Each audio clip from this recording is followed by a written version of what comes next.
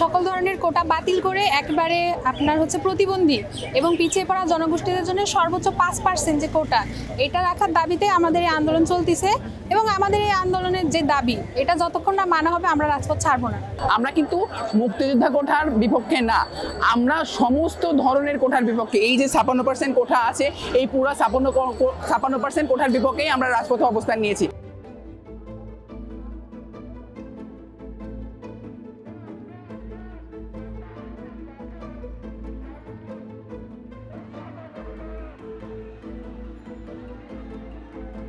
যতক্ষণ না পর্যন্ত সকল গ্রেডের বৈষম্যমূলক কোটার সমাধানের জন্য একটি কমিশন গঠনের যৌক্তিক কোন ধরনের নির্দেশনা নির্বাহী বিভাগ থেকে আসছে, ততক্ষণ পর্যন্ত আমরা রাজপথ ছাড়ছি না।